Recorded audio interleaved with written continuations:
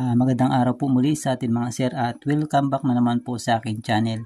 At ngayong araw po ay isi-share ko lamang po yung diagram na ginawa ko sa Honda Click, yan po, sa pag-install ng mini driving light na with passing, yan po. Ito po yung kanyang diagram, yan po.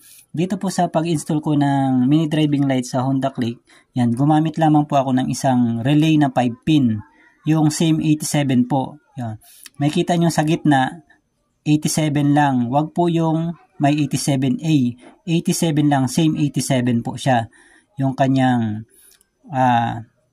NO yan, kasi yung 30 ating common, tapos yung same 87 normally open, tapos 85 at saka 86, yan po.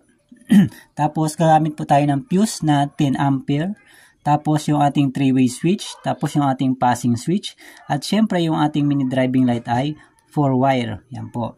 Sa ating mini driving light, yan, pinagsasama-sama natin yung mga wire, yung same na kulay black, yung kanyang ground, tapos yung same na yellow, tsaka same na red, tsaka same na white, yan, pinagsama-sama natin po, para magiging 4 na wire lamang siya, yan po.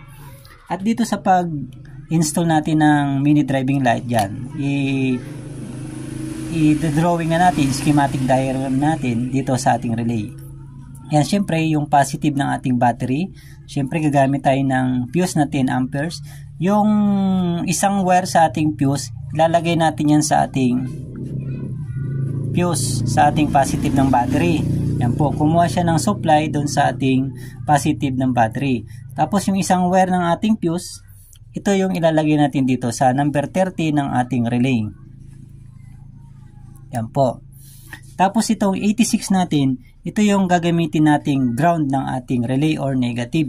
Siyempre, dadirect na natin sa ating negative ng ating battery. Yan. Yan po.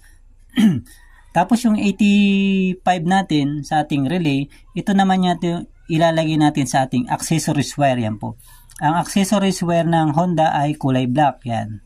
ACC wire. Yan. Kulay black po yung accessories wire ng Honda. Yan po.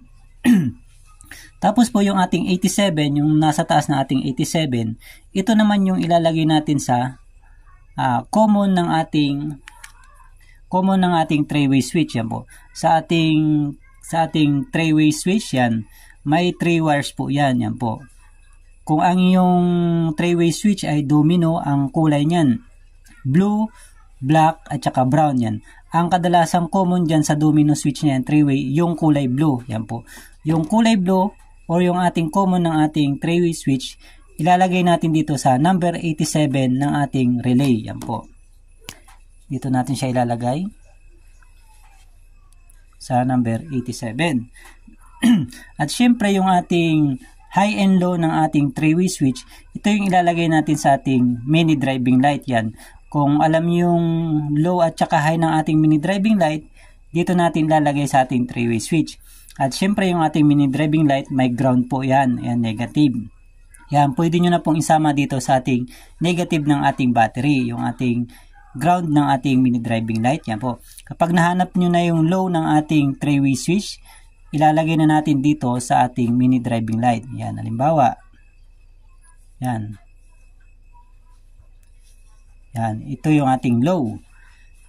Tapos yung ating high ng ating 3-way switch, ilalagay rin natin dan sa high ng ating mini driving light. Yan. Yan po.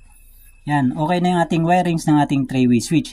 At may natitira na lamang pong isang wire sa ating MDL kasi yung ating mini driving light ay 4 wires.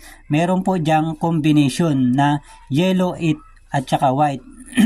Yung kombinasyon na yellow at saka white, siya yung ilalagay natin sa passing switch natin. Yan po. Dito naman tayo sa ating passing switch. Sa ating mga passing switch na nabibili, meron po siyang 2 wire po yan. Yung isang wire niya, ilalagay naman natin dito sa number 87 ng ating relay sa gitna. Makikita nyo, pag SPST relay yan, same 87 yan. May makikita kayong same 87. Yan po. Yung isang 87, yung nasa gitna, siya yung ilalagay natin dito sa ating passing switch. Yan po. Tapos yung isang wire ng ating passing switch, siya na yung ilalagay natin dito sa kombinasyon ng ating mini driving light sa yellow and white. Yan po. Yan po ang kanyang diagram. Yan po.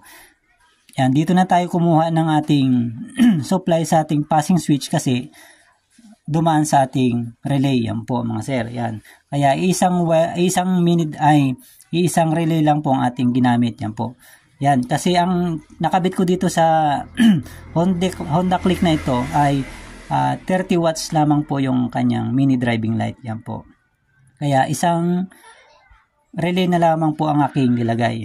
Yan mga sir, yan lamang po yung ating may share sa inyo, yung tungkol po dito sa pag-install natin ng mini driving light sa Honda Click. Ito po yung kanyang diagram. Yan po. Yan, makikita nyo po yung ating output nitong ating diagram sa Honda Click. Yan mga sir, panoorin nyo po.